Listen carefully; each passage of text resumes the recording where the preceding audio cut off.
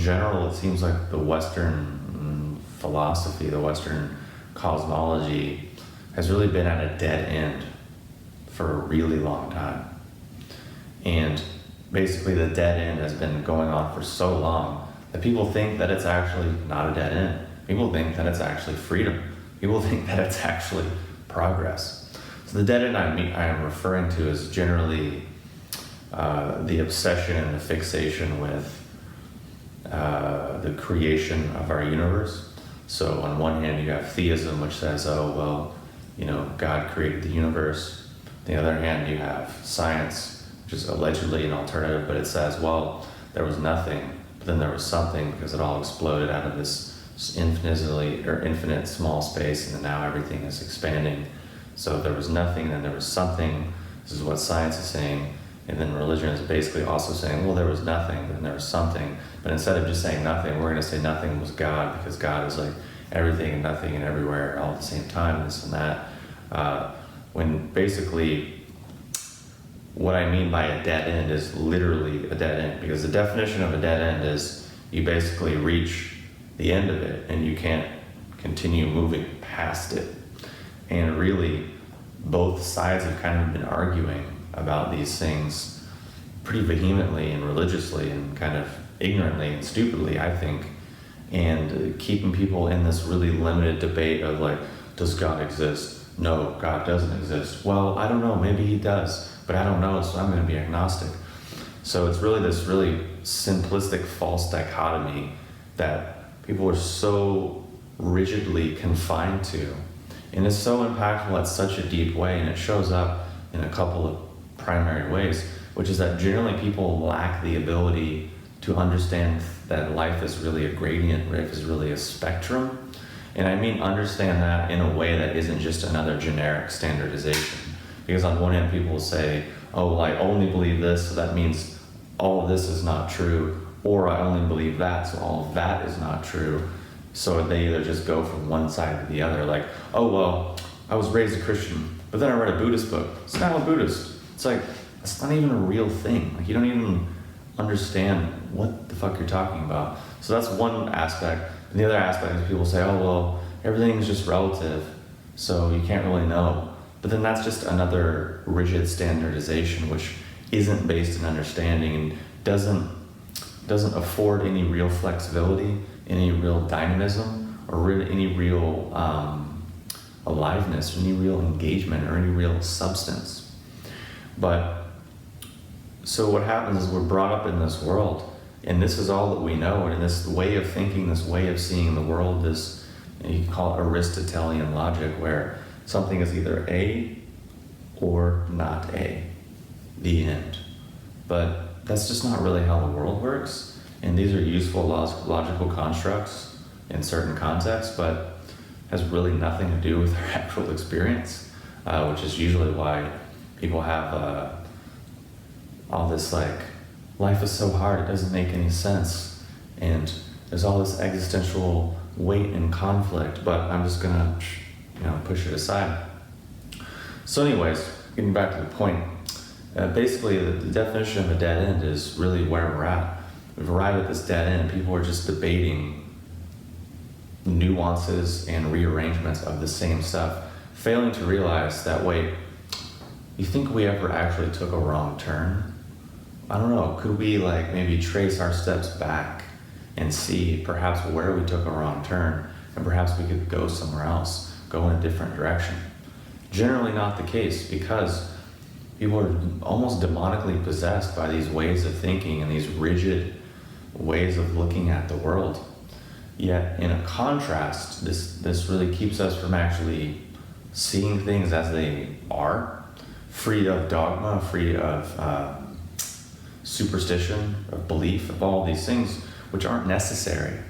So what ends up happening is we're brought up in this very rigid cosmology that's basically a dead end. So we think, oh, well, clearly that's not working, so now I'm going to go be a Buddhist, or I'm going to study Eastern philosophy. And we don't examine our existing conditioning, our existing constructs. We don't even acknowledge that that's even a thing. So we just say, oh, well, now Buddhism's the thing, or now yoga is the thing, or meditation, or some minute abstract component of this complex system I've decided to take out and think is the real thing. Because people talk all of this shit commonly about what they think Buddhism is, what they think meditation is, and generally it has nothing to do with any of the actual teachings or core components or concepts of Buddhism. Because really, if you actually look at even the Heart Sutra, you look at the actual principles and things that were allegedly left by this person that was called the Buddha, it really doesn't have anything to do with belief or superstition or being nice to people or being compassionate or being a martyr or being a savior or not having possessions or any of these things.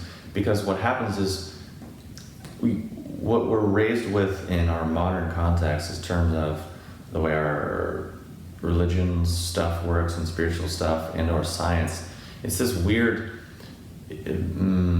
hierarchical system which inherently runs on your own lack of self-esteem, your own diminished faculties, your own inarticulate thought, your own inarticulate speech patterns. That's what it all runs on. So you need superstition, you need lots of belief, you need lots of faith, you need all of these surrogates to basically make up for the fact that you're inherently and deeply disempowered. You don't even realize it. And the mere idea of even questioning that is just so far outside of the normality, because people think spirituality is, oh, it makes you feel good. It actually should make you feel bad. Unless you're this rare person who's born with this immaculate life path and this immaculate understanding, then pretty much for most people it's not going to be comfortable. Because here's the newsflash: life isn't comfortable. Life is suffering. Life is a pain in the ass. You're a pain in the ass. You're deep down a fucking evil, demonic person, and also a great person, and also a ability to bear light. You're all these things because you're a human being. You're a person. You're a component and composite of this world that we live in, just like everything else. So that they start to develop these ideas and all these elevated constructs of, I have to be like an angel, I have to be like a spirit being, I have to be like gods, I have to be like highly evolved spiritual masters who are human but they're not human. It's a load of shit. Because that contradicts the world we live in. It contradicts our own experience. Which, if we go back to Buddhism, that's basically the idea. Is here's a set of principles and understandings and really scientific discoveries that as a lineage, as a tradition that we've made over thousands and thousands of years of investment of time and energy, and here's these ways of understanding them. And that's just the door. That's just the beginning place. That's not the practice. That's not the process. That's not enlightenment. That's not any of the things. Those are all much different, much more complex things, which you're not really going to find in a book. You're not going to find it on YouTube.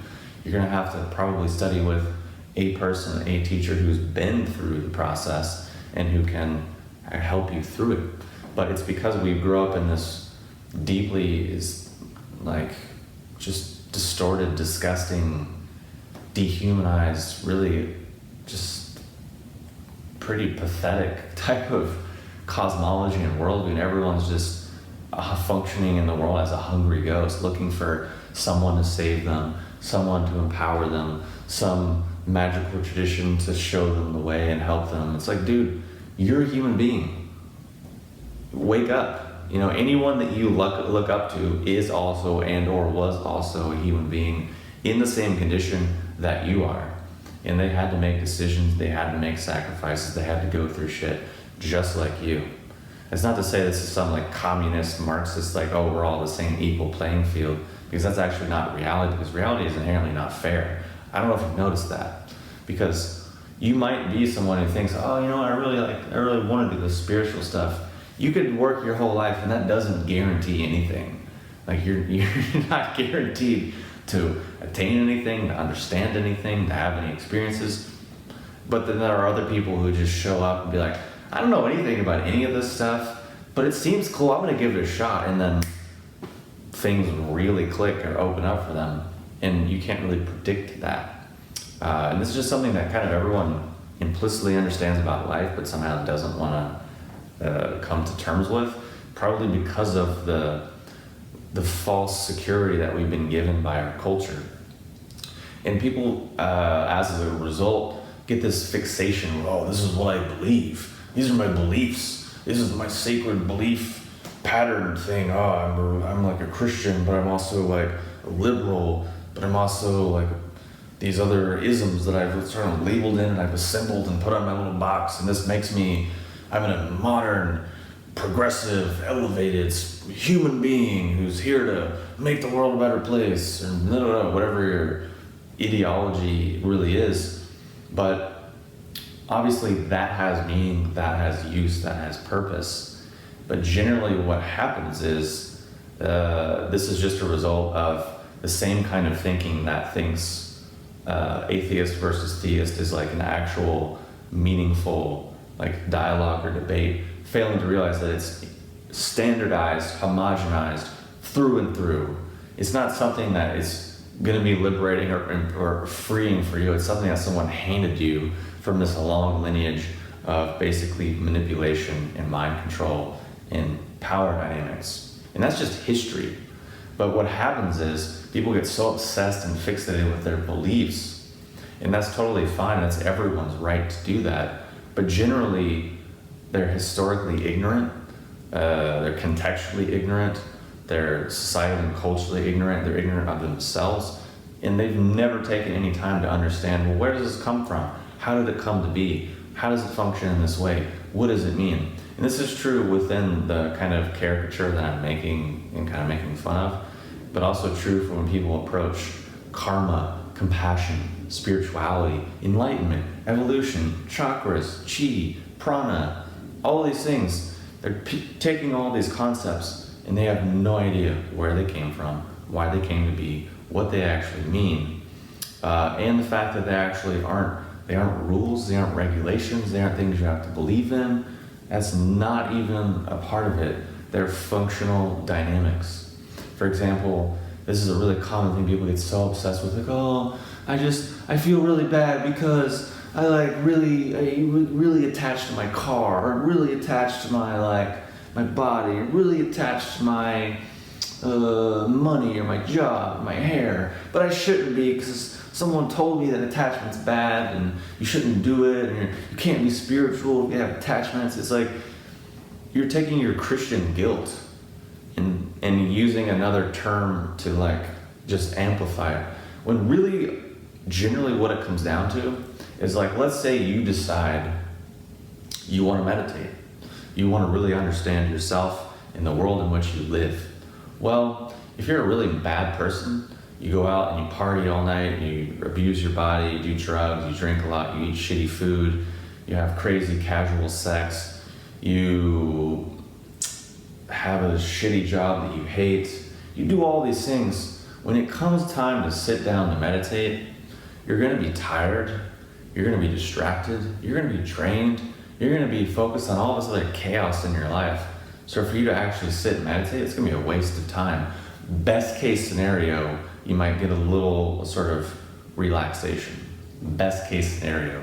But that's not meditation.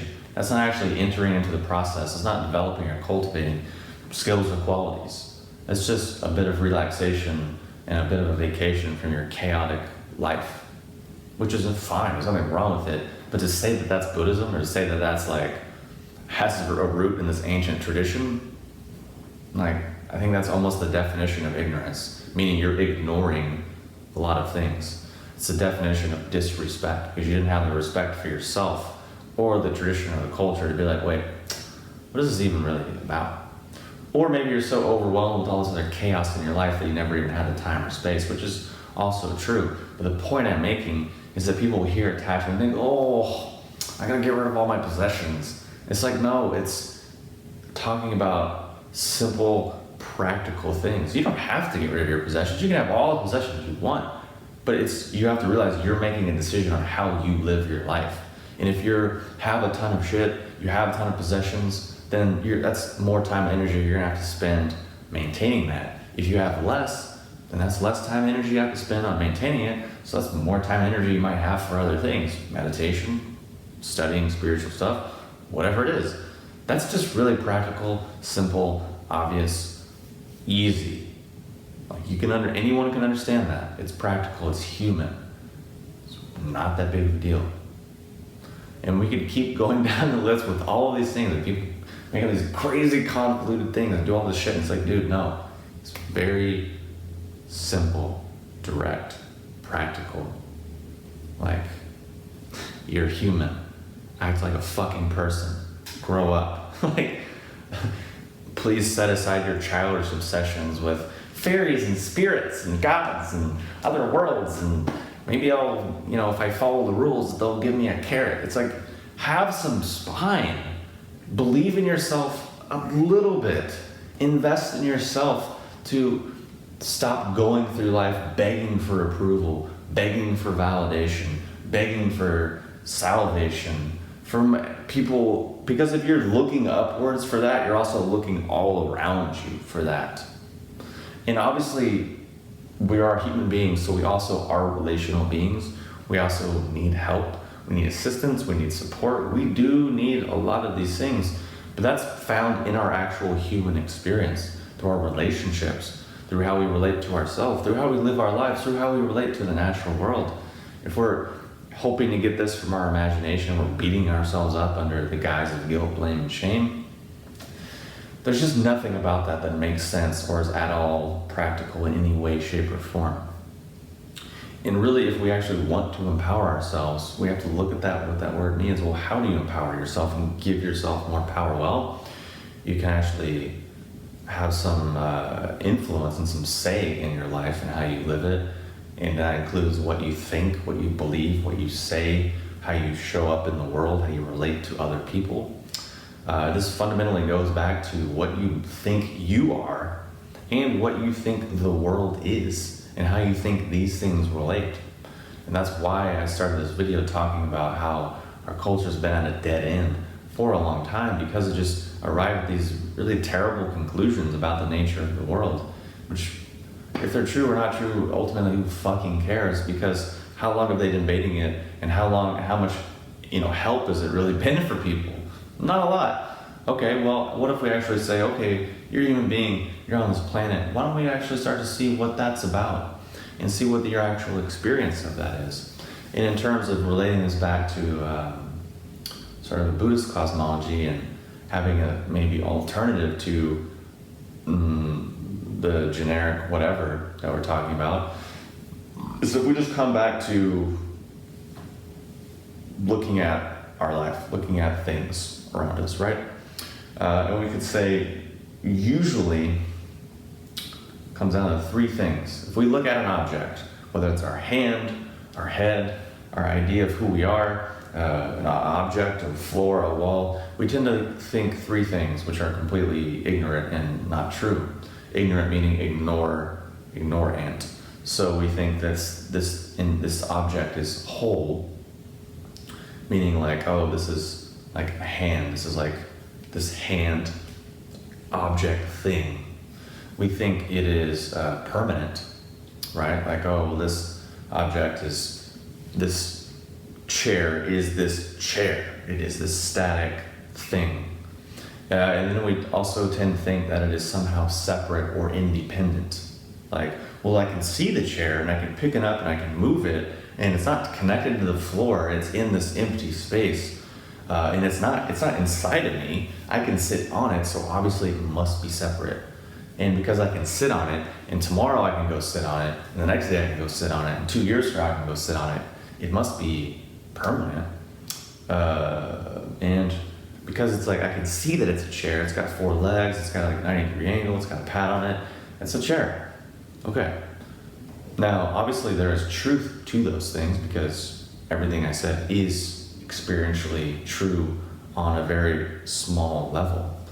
But when we talk about the word ignorance, it doesn't mean like, oh, you're a fucking idiot, dude, you're so stupid, no one likes you.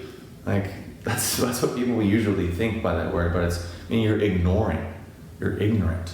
It's like you're ignoring all these things. And what happens is our perception becomes very small and very minute, and all of the, like if I'm standing in this room, I can be talking to you right now and also be entirely aware of the whole space of this room, the whole sort of square that I'm in. I can be aware of the whole thing. I can also start to be aware of what's happening outside, and then really put my awareness through this whole big area while I'm talking to you. And I can hear all types of things. There's trucks happening, there's birds, there's a certain car with a really annoying exhaust, my refrigerator's going, there's an air purifier in the next room, this light is on.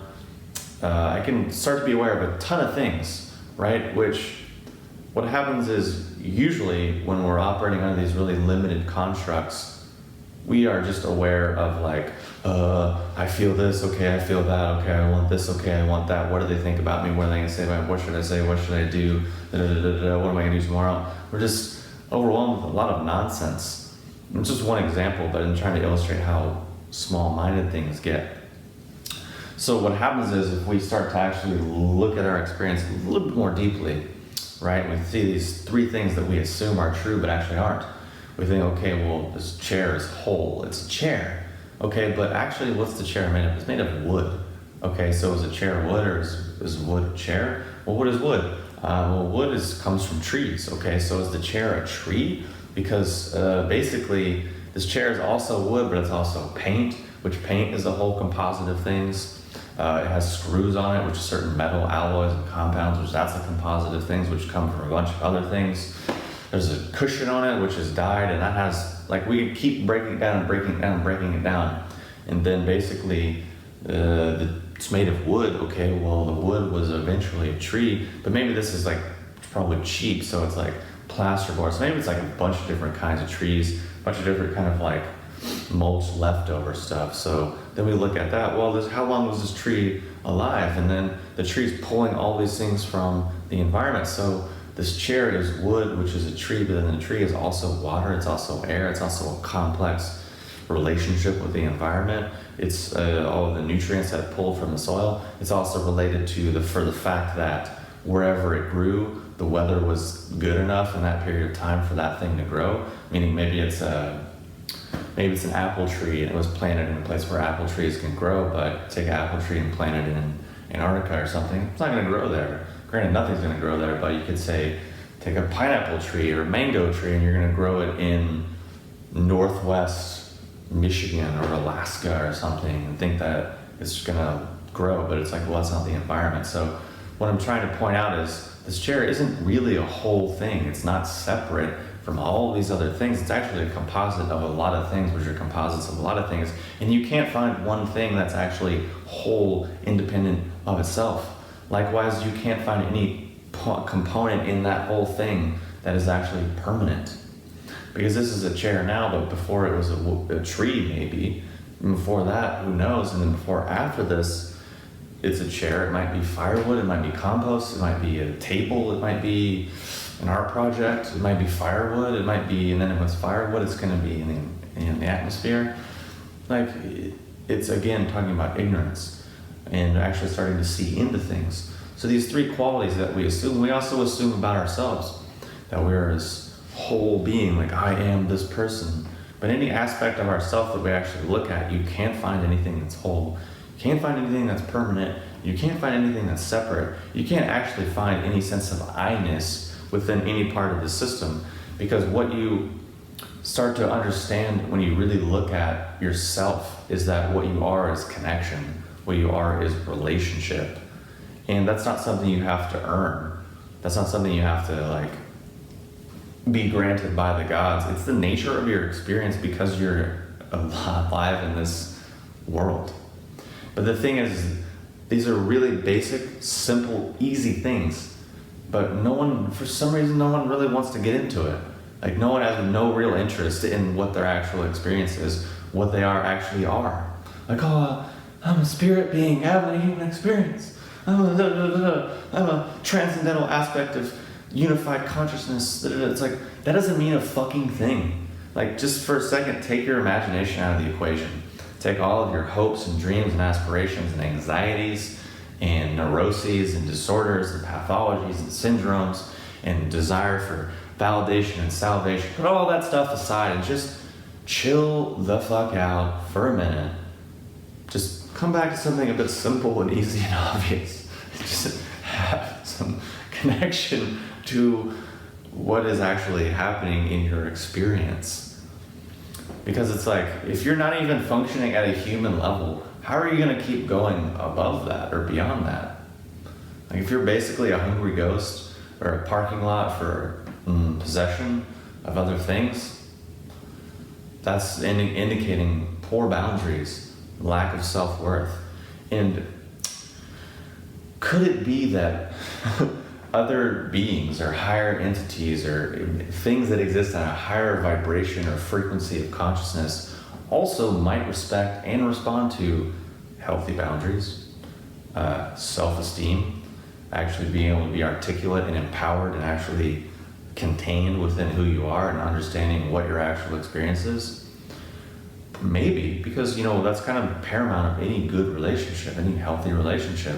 But if you don't have those things and you're trying to commune, be open and this and that, there are also, even in the human realm, there are also humans who be like, oh, shitty boundaries, no self-esteem, no self-worth, no real self-awareness, no backbone, no ability to really communicate or articulate who and what you are and what you want, where you're going, no idea about who you are, just basically a bunch of fog ignorance. Oh yeah, that sounds like just the relationship I want to have. That way I can act out my abusive tendencies and have a nice codependency and chemically dependent and insecure and really limiting and controlling. Yeah, that sounds awesome. Let's just do that. So that's true within things that we can easily experience. So it's probably also true for things that which could be more subtle and more esoteric. I don't know. That's just common sense. But anyways, this video is a lot longer than I had originally thought. But anyways, thanks for watching, and I'll talk to you soon.